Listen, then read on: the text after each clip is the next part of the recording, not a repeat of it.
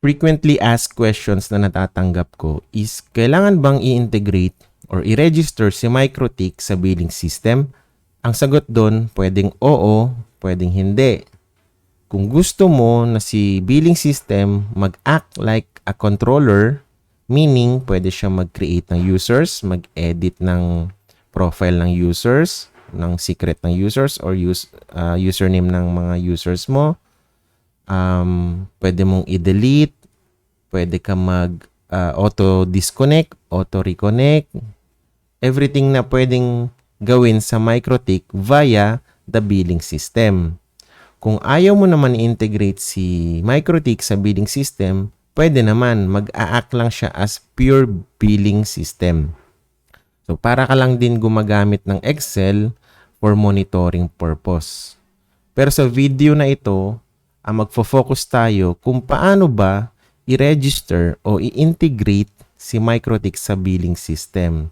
Karamihan kasi ng mga new clients na nagsasubscribe sa akin, anong susunod once na nakapag-create na sila sa account? Ang common question ko or yung balik na tanong ko sa kanila, i-integrate nyo ba si MikroTik or hindi? So, yun. Ngayon, syempre, to maximize naman yung feature ng billing system natin, mas maganda na ma-integrate natin para ma-fully utilize natin yung capability ni billing system. Kasi ang kagandahan dito, pwede na siyang disconnect, reconnect. Bahala na si billing system based sa policy na sinet mo, no? So, paano ba? Ano ba yung mga ways para ma-integrate natin si billing system? By the way, dito kasi sa billing system natin, no, sa dashboard, makikita mo yung integration dito sa settings under MikroTik. Pag open nito, makikita mo mag-add ka ng router. At take note, no, ang ginagamit na communication ng billing system papunta sa ating router or MikroTik is via SSH connection. Maraming ways para ma-reach mo yung MikroTik mo from public internet. In this case kasi, naka-cloud-based tayo. So, si billing system natin ay nasa public internet. Kailangan niyang ma-reach yung MikroTik mo sa pamamagitan ng SSH. So, ano ba yung mga nilalaman nitong router registration? Ang kailangan mo dyan, first of all, is yung domain or IP address. Dito maraming nako-confuse. Ano ba yung domain? Ano ba yung IP address? Ano ba yung kailangan kong ilagay dito? Mamaya isa-isahin natin yung mga possible ways. Pangalawa, port number. Common na common kasi, by default, ang SSH port number ay 22. Katulad nung nilagay ko dito sa labas, port 22 yung default port number, pero pwede natin niyang palit-palitan. Okay? Then, username and password, ito naman din yung ginagamit ng MikroTik mo, yung credentials ng MikroTik mo na username and password. Ang suggestion ko dito is full admin yung i-register mo. Kasi may mga protocols na si MikroTik, pag hindi naka-full admin, hindi natin ma-fetch or maki-query ng maayos yung mga data. Pero kung sa mga nagdududa na baka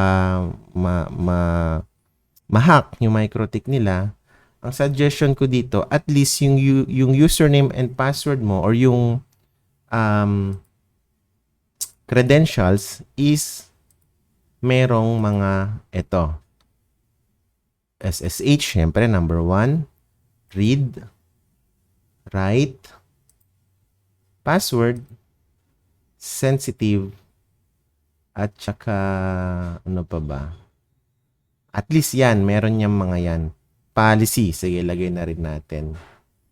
Okay, so at least yung group ng user na yon meron ang mga ganitong parameters, ang mga restrictions nila. Pero again, ang recommendation ko is naka-full admin para wala na tayong aberya. Okay, balik tayo dito. Marami rin kasing nagkakamali na yung login username and password na nilalagay dito is yung username password ng billing. Yung iba naman ang nilalagay yung username and password ng VPN. So, ang ilalagay natin dito is yung MikroTik login username either via Winbox or kahit ano, basta yun nandito sa system users, no? Itong mga users na nandito. Okay? So, moving forward, ano nga ba yung mga pamamaraan o yung ways para ma-register natin si MikroTik? So, naghanda ako dito ng simple presentation. Ito. Punta tayo sa start. So, how to connect MikroTik router to the billing system? Meron tayong two ways. Number one, via public IP at saka via VPN SSH tunnel. Sa mga nagtatanong, ano ba yung public IP? Anything IP address outside dito sa mga private IP address spaces na nakikita natin ay considered public IP. So kapag may nakita kayong 10.00 something na nasa ganitong range hanggang 10.255.255, yan ay isang private IP. Ganon din sa 172.16.00 hanggang 172.31.255.255, private pa rin yan. Ganon din sa 192.168.00 hanggang 192.168.255.255. So, karamihan ng natatanggap nating mga IP from our internet provider, yung mga 192.168 something, no? So, considered siya as private IP. So, hindi siya pwedeng gamitin for connection natin ng MikroTik to the billing system kapag may nakita kayong ganitong IP. Paano naman ngayon kung ganun yung situation ng aking modem or ISP? Meron naman tayong dalawang ways din na naman using the public IP. Yung number 1.1, yung direct bridge, at saka yung port forwarding. So, yung direct bridge, yan kapag yung ISP modem natin ay naka-bridge mode. Okay, tandaan natin, bridge mode. Ang ibig sabihin ng bridge mode, binabypass mo yung masquerading or yung tinatawag na network address translation ng modem at ibinibigay sa'yo ng internet provider mo yung public-facing IP address. Okay? Ngayon, kung hindi naman naka-bridge mode yung ating ISP modem, pwede naman tayong mag-port forwarding provided meron kayong access doon sa modem ni ISP. Mamaya papakita natin kung paano gawin yon. Kung wala talagang mga public IP, as in like yung mga residential plans, no? Wala tayong way para makakuha ng public IP. Kaya ang last resort natin is bumili o mag-subscribe sa isang VPN provider. Maraming VPN provider dyan, hindi ko na iisa-isahin. Basta, yung services na kukunin mo sa kanila is SSH. O kaya naman, may mga specific customization ng ports doon na gusto mong gawing SSH. Pero by default, ang SSH port number is port 22. Okay. So, isa-isahin naman natin. Start tayo with the public IP na direct. Via public IP, direct public static. So, take note sa mga terminologies natin dito. Meron tayong direct public static. Tatlong words yan. So, pag sinabing direct, yung modem mo ay naka-bridge. Ibig sabihin, yung public mo is directly configured doon sa access concentrator mo. In this case, ito yung MikroTik natin, no? Yung PPPoE server or yung hotspot server. Andito yung mga users. Pag sinabing access concentrator, andyan yung mga users natin. Okay. So, pag sinabing public, publicly unique siya yung IP address na ibinigay sa'yo. In this case, sample lang tong 120.33.45.65 yung binigay sa'yo ni ISP. Static naman is kapag hindi nagbabago-bago yung .65 na binigay sa'yo ni ISP. Kung ganyan yung case mo sa network mo, pwede mo nang ilagay sa billing system natin yung domain or IP na ito. Ilalagay mo siya dito as 65. Kasi yun ang binigay sa'yo ni ISP. And then yung port number, kung ano man yung port na sinet mo sa MikroTik, yun yung ilalagay mong port dito. Paano natin makikita yon? Pagpunta natin ng MikroTik, click nyo lang yung IP, services, check nyo kung ano yung port number na nandito. Again, by default, port 22 siya. Pero pwede nyo naman tong palitan ng any port na gusto ninyo. For example, 6922. Yan. So, okay. So, kung ano yung nilagay ninyong port dito, yun din yung ilalagay ninyong port dito sa billing system. Ibig sabihin lang yan, minamap natin through this public IP yung SSH via this port number. So, anything na kapag nakadating kay MikroTik na gustong umaccess sa port 6922, ang interpretation ni MikroTik sa perspective niya, SSH ang gusto nating gawing communication or yung protocol na gusto nating mangyari. And then, username and password, of course, sabi ko kanina, ito yung user credentials ng full admin as recommended. Like admin, tapos, sabihin na natin yung password ko, yan. Then, pag submit mo nito, dapat magre-register yung nakalagay dito sa output. Okay. Next is, what if wala akong bridge mode na static? Naka-bridge mode ako, pero dynamic siya. Ibig sabihin, pabago-bago yung IP na binibigay sa ni ISP. In this case, let's say, ang binigay sa'yo is kunwari, ito ay hindi /30, no? Sabihin natin 29. Kunwari, ang binigay sa'yo ni ISP ay .68. Sorry. 68. So, kanina, 65 ka. Nung nag-restart yung modem, ano man dahilan niya, nag-brown out, nagkaroon ng fluctuation. Pag open ulit ng modem, hindi na 65 yung nakuha mo. Instead, 68 na ngayon yung binigay na IP ni ISP sa'yo. So, in this case, mahihirapan ngayon tayo na i-determine na ano ba yung nangyari. Bakit hindi na nagre-register yung MikroTik sa billing system?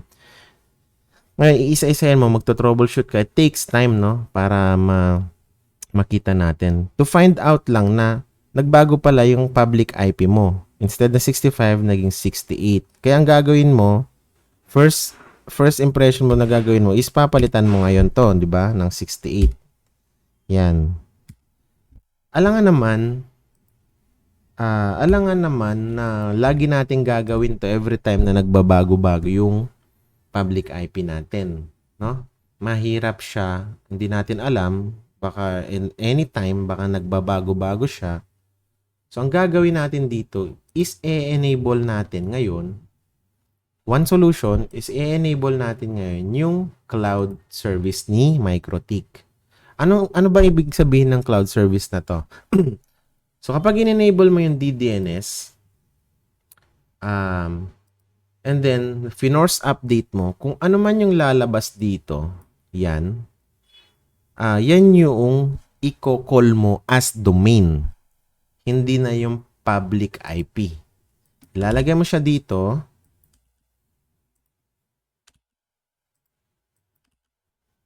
Wait lang, ayaw mag-copy paste. Yan, lalagay mo siya dyan as domain na. So, every time na mag-change yung public IP mo, itong DNS name is fixed siya.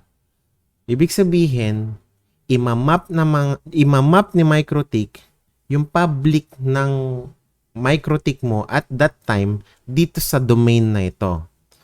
So, kahit mag-change siya, kapag kinol mo tong domain or DNS na to, yun at yun pa rin yung pupuntahan niya, yung naka-registered sa'yo na IP address at that time. Okay?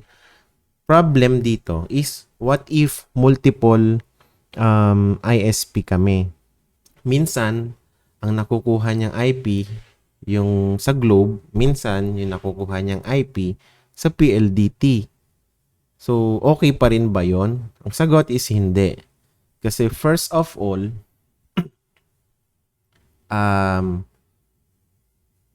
actually yes, oo. Kasi first of all, eto nga, hindi to nagbabago-bago, no? And then, mamamap ngayon kung ano man yung public IP na naka-map dito ngayon sa domain ninyo, yun yung i-call ngayon ni billing system. Provided yung mga ISP ninyo ay walang restrictions sa SSH connection. Ibig sabihin, sir, bakit nung nag-change itong public address ng DDNS from Globe to PLDT, hindi na mai-register? Possible solution is maaaring sa ISP binablock yung SSH connection. So, take consider din natin yung ISP dito. Not all the time ay gumagana yung port 22. Another problem is, sir, nag-change siya from Globe to PLDT. Bakit hindi na gumagana? So, check nyo rin kung si PLDT, yung secondary line ninyo, ay naka-direct or naka-bridge doon sa MikroTik. Mamaya kasi, baka yung PLDT ninyo is naka-residential lang or naka-SME na routed. Ibig sabihin, hindi siya bridge, no? Hindi siya directly configured yung public sa MikroTik. Kaya hindi gagana to. Okay? So, mamaya meron tayong solution sa mga ganong instances naman para sa mga routed na modem.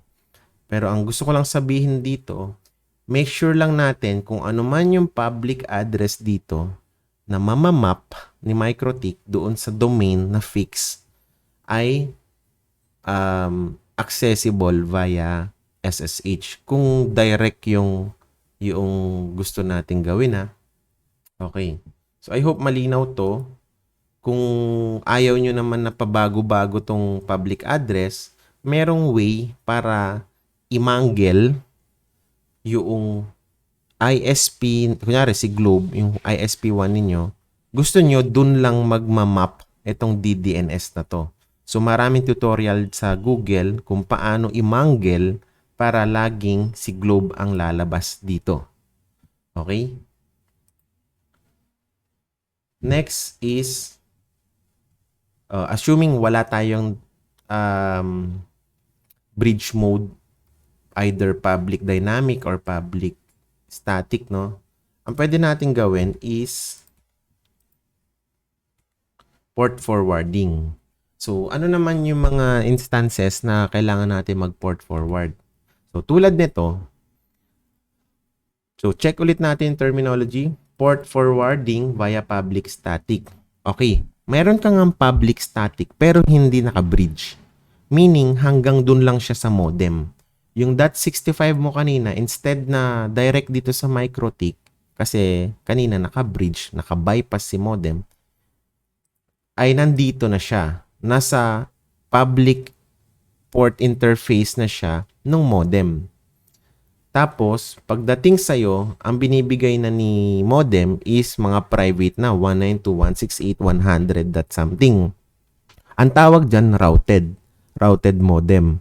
Ibig sabihin ng routed modem, itinatranslate ni modem yung private IP na nakuha mo to the public interface or public IP na meron siya. So, pag ganito yung situation ng network mo, ang pwede natin gawin dito ay port forwarding. So, kung kanina merong port forwarding public static, meron din naman din port forwarding public dynamic. Okay? Regardless kung public static or public dynamic, pwede naman natin tong i-implement yung port forwarding. So, paano ba ginagawa yan? So, jump ako sa last page. Ito. Common naman sa atin, no? Yung mga modem na binibigay ni ISP, yung mga 5v5. Pero, regardless kung anong modem man yung ibigay nila sa atin, meron laging doong application, no? Ang tawag is port forwarding. Sa case ni 5v5, ang tawag nila doon is IPv4 port mapping. So, same lang siya. Nagpo-port map ka, nagpo-port tagging ka, nagpo-port address translation ka, kung ano man tawag mo doon, sa pamamagitan nitong application na built-in kay modem. So, paano gawin to? Unang-una, magki-create ka, mag-new, pipindutin mo yung new. Tapos, user-defined ka na lang dito, lagay mo yung mapping name, any name naman to, no? In this case, ang nilagay ko, billing. Ngayon, ang internal host, yan yung private IP na nakuha mo o nakuha ni MikroTik kay modem. Pero, take note, since nakuha mo siya dynamically, may chances na magbago rin si .111, no? In this case, 192.168.100.111. Baka kapag nag-restart si MikroTik natin, bukas o kunyari, mamaya, magiging .112 naman na siya. So, itong port mapping na to, hindi na effective. Kasi ang alam ni modem, kay 111 mo siya fino-forward. Yung MikroTik mo, naging 112 na. Kaya make sure na i-static mo rin yung private IP na nakukuha mo kay modem. So, meron ditong under LAN. Pag clinic mo yung LAN, may static doon. May static IP address. So, gawin mo, yung MAC address ng MikroTik mo, i-bind mo sa .111 para hindi siya magbago-bago at any instances. Assuming nagawa mo na yon, naka-static na yung MikroTik mo from the modem, ilagay mo na siya as internal host. Ito, 192.168.100.111. Automatic na lalabas yung internal name dito or yung MAC address. And then, ang importante na ngayon dito is yung protocol. So, TCP, ang SSH kasi natin is via, port forwarding natin is via TCP. And then, internal port number. Ito, yung nilagay mong port number dito sa MikroTik. Ito, in this case, 6922. Okay? Pero balik ko muna sa 22. Yan. Dapat ma-fill up mo yung left and right. Parehas lang, 22 at saka 22. Ngayon, ano naman yung external port number? Ito yung kinocall mo doon sa public interface or public IP mo na port number na 6922 for example. Ngayon, yung 6922 na yan, imamap niya papunta ng internal host. So, ibig sabihin, pag kinol mo yung public IP mo, tapos dinugtungan mo ng 6922 yung port number niya, ang gusto lang sabihin ni modem dyan, ifo-forward kita sa 192.168.100.111 na port 22. Ita-translate kita. Unang-una, ita-translate ko yung IP address sa private address ni MikroTik. And then, ita-translate ko rin yung port doon sa port ng SSH ni MikroTik. So, paano gagawin mo ngayon sa billing system? Paano natin i-register yan? Ang ilalagay mo ngayon, siyempre, andito na yung public IP, no? Yung 120 something. Kung ano man yan. Kung ano man yan. Yung public IP. Sige, ilagay na natin para hindi kayo malito. Ito. Yan. 65 ang binigay sa atin. So, ilagay natin dito as 65. Tapos, 6922. Huwag kayo malito kanina kasi 6922 rin nilagay ko sa direct. Kasi, na-change ko na ngayon yung internal port ng 22. Ito na ngayon yung external port number. O sige, para hindi tayo malito, instead na 6922 itong nilagay mo sa external port number, sabi na nating 7022. Yun yung nilagay mo sa 5v5 mo. So, ilalagay mo ngayon dito, 7022. Sorry. 7022. Yan. And then, username, password, same lang naman nung credentials natin kanina. And then, dapat mag-registered na yan. Using port forwarding public static. Take note, static. Naglagay ako ng public IP statically kasi hindi naman nagbabago-bago yung 65. What if naman kung public dynamic siya? So, same lang naman yung approach natin kanina. So, assuming ito is nag-iba na siya. Ano ba yung example natin kanina? 68. Or mali. Dito na lang sa example ko. 5, for example, yan. 5. Nagbago na from 65 to that 5. So, alangan naman ulit na ilalagay natin dito, from 65, gagawin natin 5. No? Hindi na natin ulit gagawin yan, kundi magbe-base na tayo dun sa IP cloud. Ito nang kukunin natin. Lalagay natin dyan. 72.2 pa rin kasi yun yung pinort forward natin kay modem or doon sa 5v5 in this case.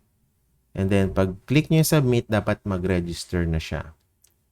Okay. So, yun yung dalawang port forwarding scenarios. Number 1 is dapat meron kang static public sa modem. Number 2, kung dynamic man yan, pwede pa rin. Okay? Ngayon, may instances na sir, hindi naman kasi direct sa access concentrator ko yung dalawang sinabi mo. Yung naka-direct nga ako, naka-direct static ako, sir, pero hindi naman diretso sa access concentrator ko yung public IP. Kundi meron pang tinatawag na core router, no? Karamihan sa atin may core router. O, yung iba tawag load balancer, ISP router, kung ano man yan. Yan yung nagbi-bridge sa'yo sa ISP pupunta ng access concentrator mo. So, anong gagawin natin? So, ang gagawin natin, magkakaroon tayo ng double port forwarding. So, assuming yung naka-routed yung modem mo, nandito nilagay yung public IP mo. So, magkakaroon ka ng port forwarding sa modem. At the same time, magpo-port forwarding ka ulit kay core router. Papunta kay access concentrator. So, paano ba ginagawa yung double port forwarding?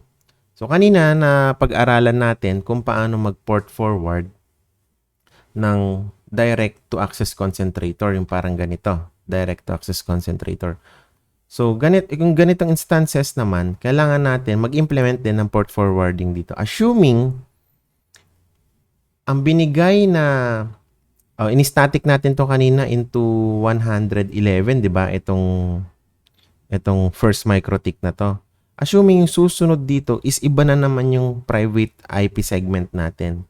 So, ang gagawin mo lang, since naka-port forward na tayo dito sa first router natin, ang gagawin mo kay MikroTik, assuming ito na yung core router natin, ay pupunta lang tayo sa IP firewall NAT at maglalagay tayo ng new rule.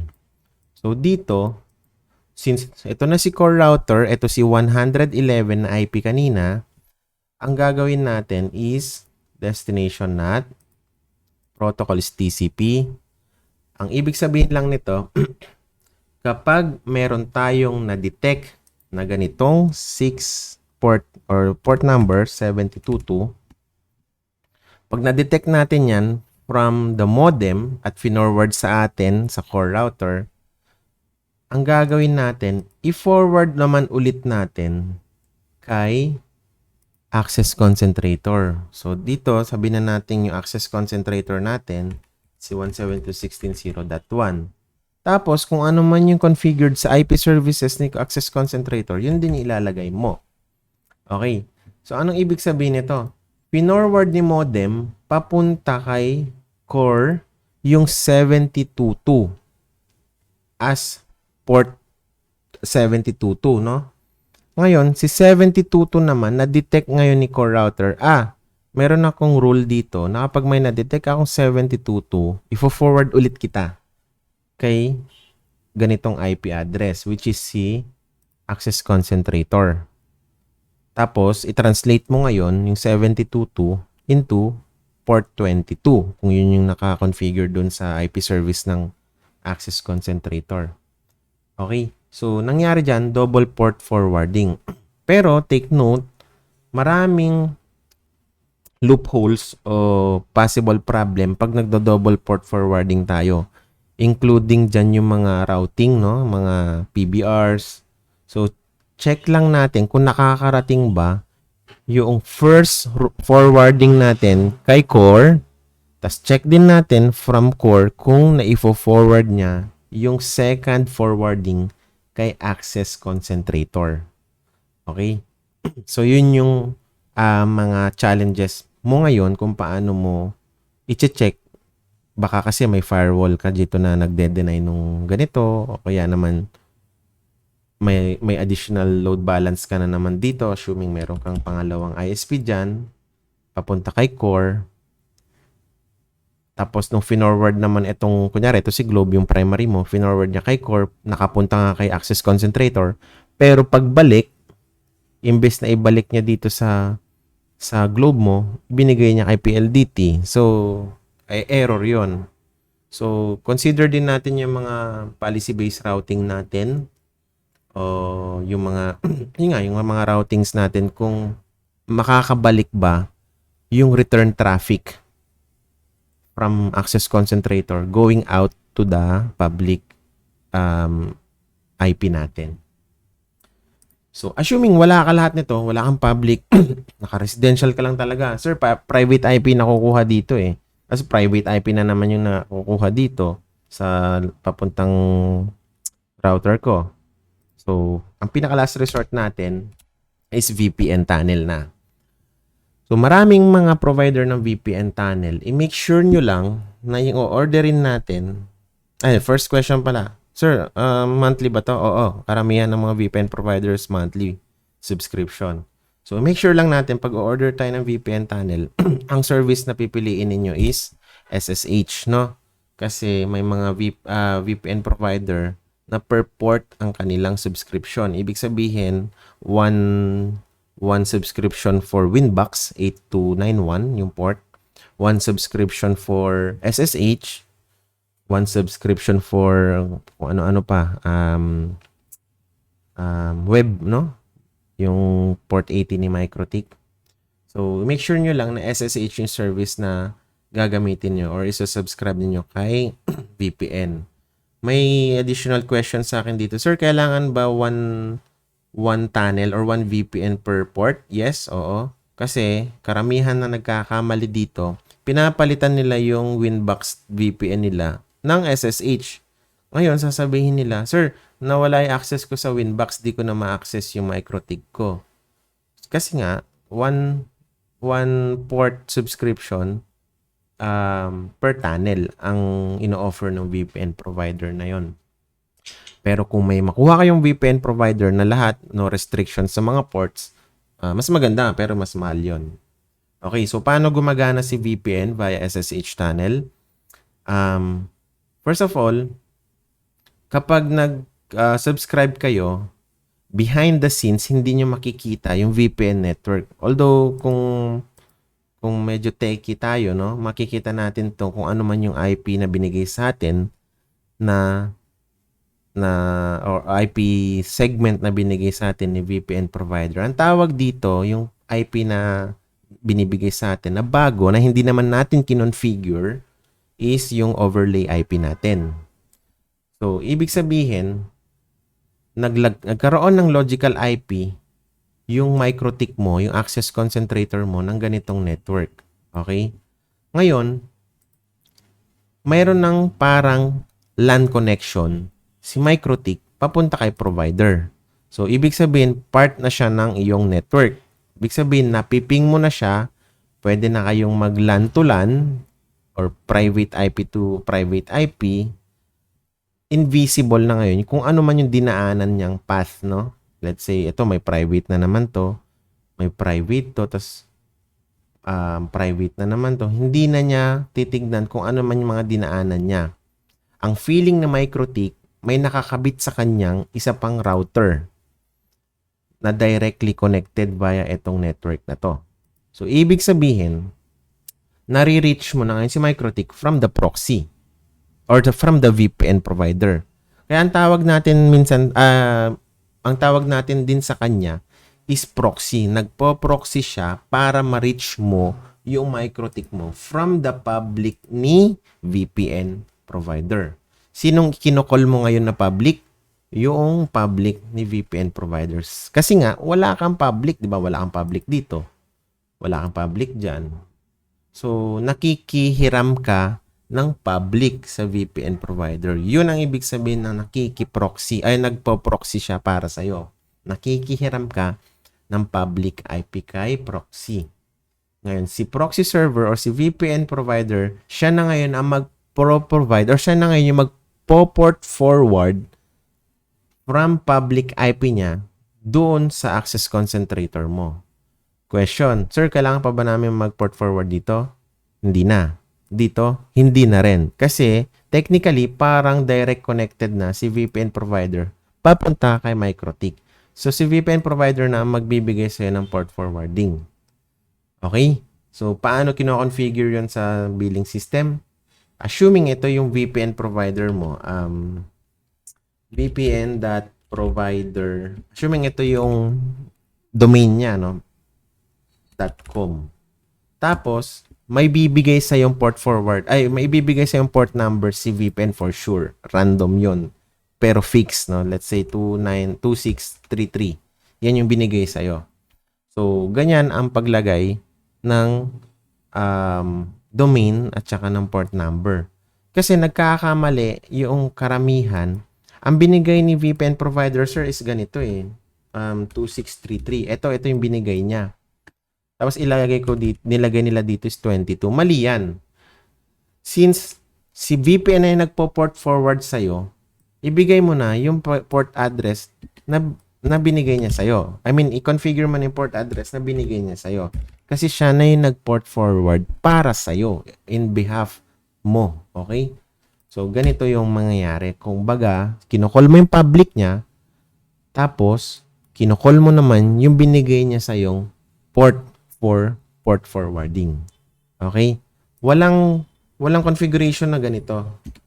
Walang configuration na ganyan. Okay? So, dyan karamihan nagkakamali. Tandaan ninyo, ang domain, itong nasa taas, yung domain or IP address is either an IP, valid public IP address, or a domain name. Walang port number involved. Sa case natin kanina, sa cloud, ito yung domain ng MikroTik DDNS ninyo. Wala ka makikitang colon 2933 or 2633 dito, no? So, purely domain siya. Ngayon, ang port forwarding mo, dito sa port number, of course. Yan. Okay, so pag sinabit mo yan, assuming wala kang blocking ng firewall sa SSH or dyan sa port number na 2633, as naka-enable naman yung IP services mo, naka-port forward doon sa yung VPN provider mo, ang nilagay mong port doon is yung port address ng SSH mo kasi hihingiin din sa iyo yan ni VPN provider. Saan nyo ba gustong papuntahin itong port number na to? Ito. So, pipiliin nyo doon kung may custom port ba or yung default port ni SSH 22. So, pag-click mo ng submit, dapat magre-register na rin yan. Okay. So, yun yung mga common encounters o common question talaga na na-encounter ko na hindi masyadong napagtutuunan ng pansin kasi nga medyo complicated, no? Kaya, check nyo muna kung nasan ba kayo dito sa tatlong senaryo na to. Yung iba, tinatanong din ako, Sir, paano ko malalaman kung may public ako? Unang-una, sa modem ninyo, makikita nyo na kaagad yung WAN interface niya kung public yung binibigay sa'yo. At saka kung alam mo naman na naka-bridge ka, check mo na ngayon yung MikroTik mo kung ano yung nakukuha niya doon sa interface nung papunta sa modem, okay? So, doon mo malalaman kung may public ka. Tapos, take note mo na rin na hindi public address tong mga to. Okay? Kasi marami ring nalilito, Sir, okay ba to? Okay ba yan? Okay ba tong mga numbers na nakikita ko? Hindi yan okay. Mga private po yan. Ang tanong, bakit hindi pwede yung private, sir, sa ganyan? Kasi nga, hindi siya recognized sa public internet, no? Ang private address ay mga reserved address used only for the local area network. Meanwhile, ang mga public address ay uniquely identified across the public or the internet na ikaw lang ang merong ganong IP address. Okay? So, paano ma-detect kung may public ka? Check mo muna kung wala kang mga numbers na ganito sa public interface mo. Check mo muna kung sa public interface ng modem mo ay walang mga ganitong numbers. Kung naka-bridge ka naman, check mo rin dun sa interface ng MikroTik mo kung walang mga ganitong numbers. If meron, alamin mo kung saan ka magpo-port forward. So, meron tayong dalawang instances. Kung direct ba sa access concentrator, tulad nito. Direct siya sa access concentrator. Or dumaan pa ng core router, tulad nito. Yan. So, kung dalawa yung ganito, dalawa yung kailangan niyang talunan, mag-port forward ka kay modem, mag-port forward ka kay core router mo, papunta kay access concentrator. Tawag dyan is double port forwarding. And then number 3, kung wala kang talagang public, wala ka nun, mag-VPN SSH tunnel ka na lang. So again, marami ring nagsasabi sa akin, Sir, okay naman yung VPN, okay naman, connected naman siya dun sa interface ng MikroTik. Pero bakit hindi ko pa rin ma-registered? Okay, so ang sagot ko dun, gumamit tayo ng external application para matest natin sa sarili natin. Parang ito kasing si billing, itong nakikita mong registration dito, is a SSH tool, no? Kumbaga para kang nag-SSH lang din sa ibang pamamaraan like other tools. Anong example ng tool na pwede natin gamitin?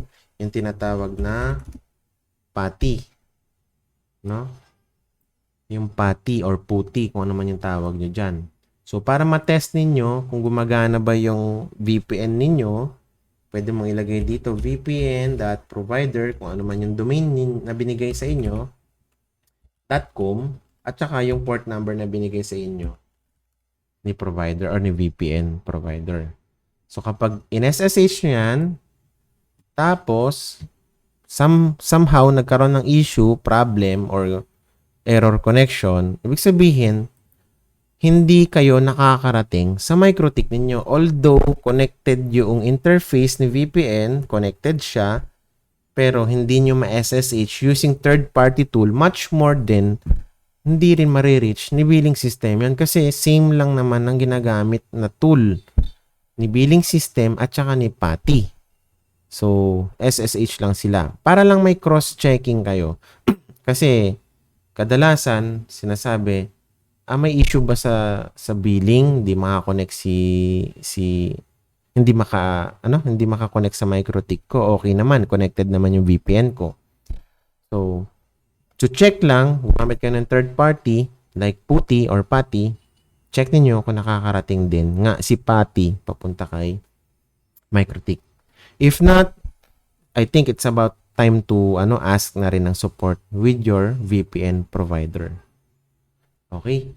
If may question tayo dito sa lahat ng mga pinagdi-discuss ko, pwede nyo ako i-reach via Messenger, no? At Taukininam, yung kulay red na logo, yun yung official Messenger ko. Para malinawan pa kayo, ito lang naman ay isang introduction kung ano ba yung mga pamamaraan para i-register si MikroTik natin sa billing system. Okay, thank you sa inyong time at sa panonood.